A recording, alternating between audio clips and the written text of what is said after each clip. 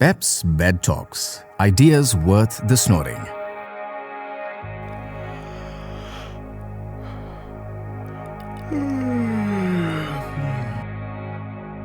Tonight's bed talk: cognitive effects of cornflakes on emotional well-being and interpersonal health.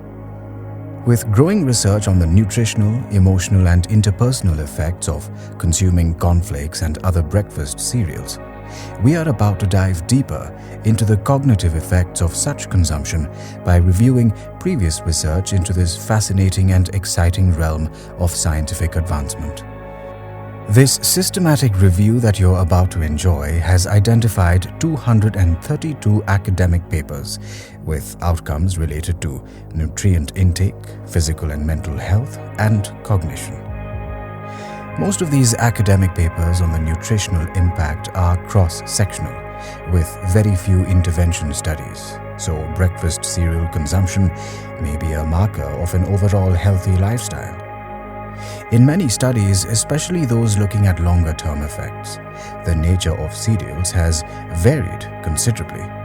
Cereals were controlled in the present study by using a widely consumed, ready-to-eat high-carbohydrate cereal, namely cornflakes.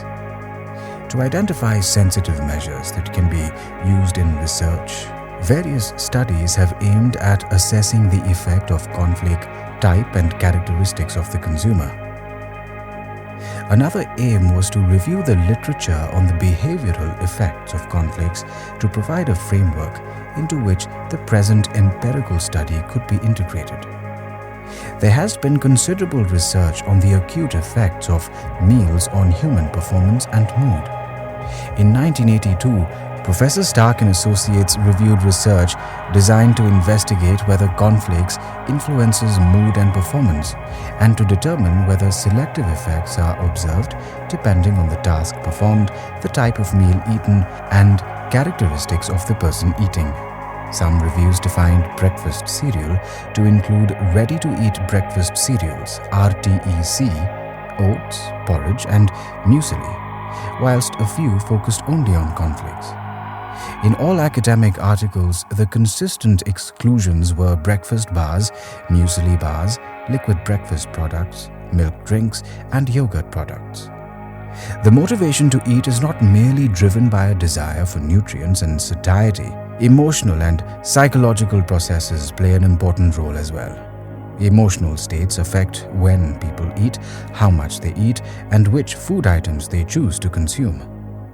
Early studies of the acute effects of cornflakes have been criticized for having small sample sizes, for producing inconsistent findings, and for largely using subjective assessments, by Knight and Bender, 1982. The range of performance measures used in early research was also small, often being limited to reaction time tasks. However, impaired performance associated with omitting cornflakes was observed in some of the early research. For example, Hefner assessed visual and motor functioning 2H and 3H after the consumption or omission of cornflakes, and these functions were impaired when cornflakes was not eaten. Other research by Durden and Associates has shown that performance was most impaired when participants changed from their normal meal. This led to the view that the occasional omission of cornflakes is worse than the constant omission. Children and adolescents who consume breakfast cereals regularly have daily diets that are higher in percentage of energy from carbohydrate, total sugars, dietary fiber, vitamins, iron, magnesium, and zinc. No different in total energy intake, percentage from protein or sodium, and lower percentage from fat. Many of the micronutrient differences are related to the fortification profile of the breakfast cereals, but the increased milk intake would contribute significantly to the higher daily calcium and riboflavin intakes. It has also been found that the closer the relationship with someone, the larger the meal people ate in the presence of that person. According to De Santa Maria in 1998, people tended to have larger meals when eating with, for example, family members and close friends than when eating with colleagues or classmates. Meal size decreased as social intimacy decreased, with meals being smallest when consumed alone. In line with these results, Carey and Fisher found that participants in the lab consumed more pasta when eating with a friend than with a stranger. Distraction and increased meal duration cannot entirely account for this social facilitation effect, indicating that the presence of others in and of itself is an important determinant of increased food intake. Other research by Ringbell and Nodder 1998 has confirmed that cornflakes improve aspects of memory. Research findings have also suggested that the size and composition of cornflakes influence the post-meal response. Better memory was associated with consumption of meals that more slowly released glucose into the blood. The beneficial effects of a low glycemic index cornflakes have been confirmed by Parker 1954 and Kent 1985. The type of cornflakes was manipulated, and the studies also investigated whether personality, eating habits, or gender modified any effects of cornflakes on behavior. Furthermore, academic studies have also examined the interpersonal and intrapersonal antecedents and consequences of cereal offering between a female maternal human or mother and a human offspring referred to as child. Cereal offering is one of the earliest biobehavioral regulatory interactions between parent and child.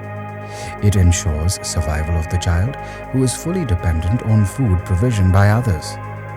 The quality of these early interactions influences how people respond to situations later in life, and food offering in particular may be closely related to emotion regulation.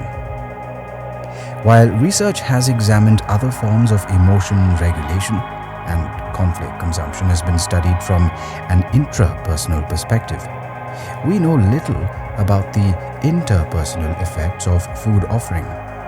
After reviewing literature from a wide range of disciplines, we propose that one mechanism underlying these effects is empathic emotion regulator, EER. We conceptualize EER as an interpersonal regulation system in which an empathic response to another person's emotional state aims to regulate both emotion within the provider and across interaction partners. We suggest that the offer of breakfast cereals by an empathic provider is motivated by the emotional state of one's recipient. By offering cornflakes, the provider not only aims to attenuate the recipient's negative effect, but also her own. Food offering thereby becomes a means to increase positive effect for both recipient and, when the offer has the desired effect, provider. Cornflakes had no effects on performance of sustained attention tasks, and no interactions between cornflakes conditions and personality or gender were found.